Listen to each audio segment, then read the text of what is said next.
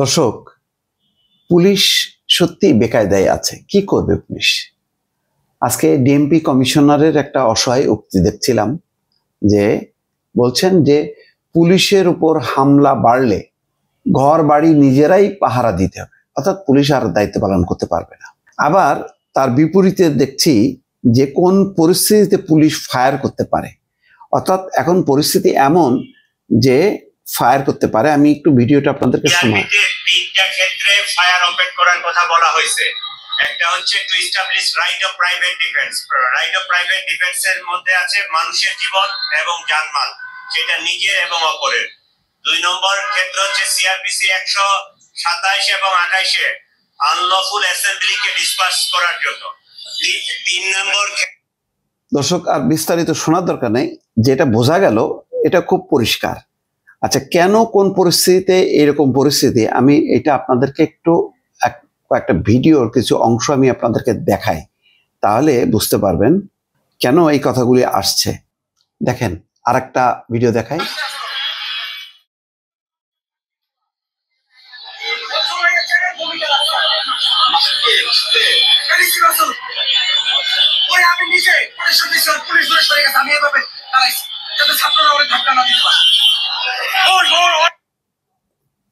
দেখলেন?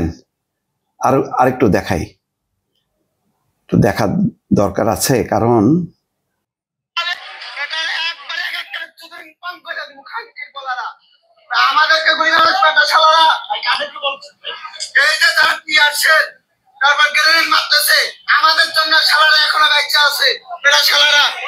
আর দেখালাম না, তারপরে আরেকজন দেখাতে পারতাম, দেখালাম না।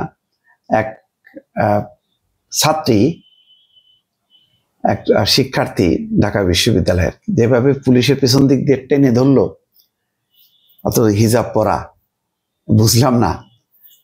মানে এটা তো যাক, আমি আর এটা নিয়ে বেশি কথা বলি না। এখন ব্যাপারটা হলো, পুলিশ একটা দেয়ালে পিঠ ঠেকে গেছে আসলে। আর ধরেন এখন সেনাবাহিনীর অবস্থা বুঝছেন, দেখেন সেনাবাহিনীর অবস্থাটাও দেখেন আপনি, কি করবেন। মানে আপনাদের যদি আজকে বিষয়টা এমন হইতো যে বিচারটা ঠিক হচ্ছে না, তাই প্রোটেস্ট করতেছেন, দ্যাট ওয়াজ লজিক্যাল আমার মনে হয়। এগুলি সবই 32 নম্বরের আশেপাশের চিত্র। বাধ্য হয়ে পুলিশ লাঠিচার্জ করছে, কিন্তু সেনাবাহিনীর সদস্যরা যেভাবে চাপের মধ্যে পড়ছে, পুলিশ পড়ছে, সেনাবাহিনী ধরেন সরে গেল, পুলিশের পক্ষে গুলি করা ছাড়া সম্ভব।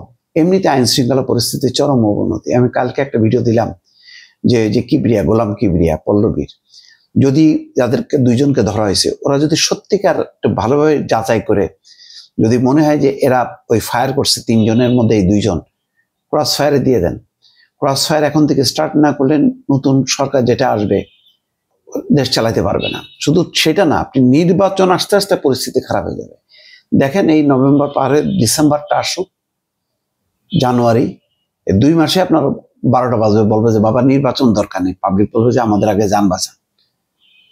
ওই অবস্থায় চলে গেছে। এখন এই যে পুলিশের কর্মকর্তা বলছে ফায়ার, এখন তাদেরকে ওপেন করতে হবে, রাজনৈতিক দলগুলোকে পৃষ্ঠপোষকতা বন্ধ করতে হবে, যে কোনো মবের আইন আর কোনোভাবে হাতে তুলে নেওয়া যাবে না।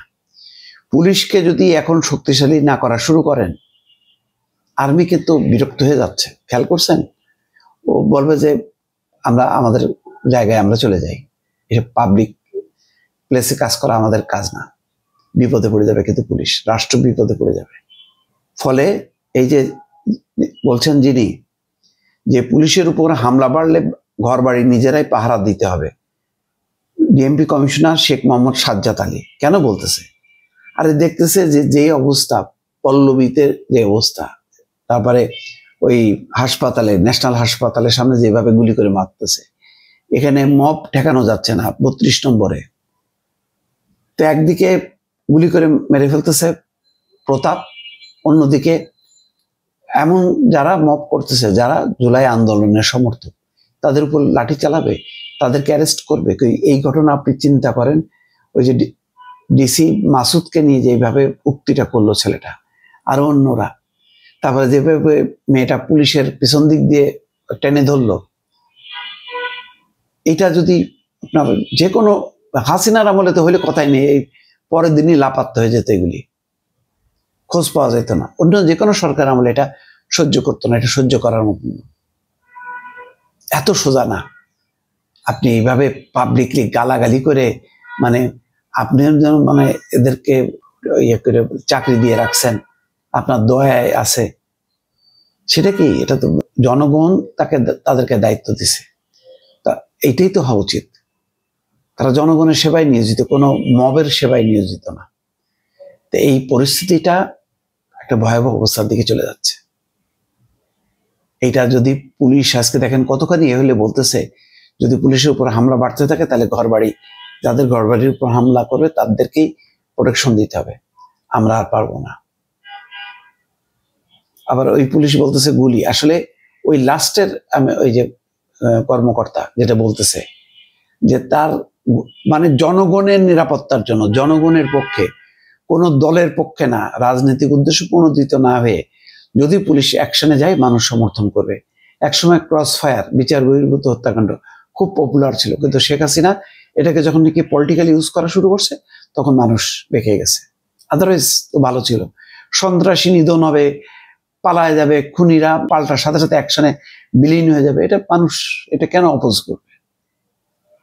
সুতরাং পরিস্থিতিটা কিন্তু ভালো না, এটা সবাই মাথায় রাখবেন এবং নিজেরাই চিন্তা করেন যে এই অবস্থায় কি করা উচিত।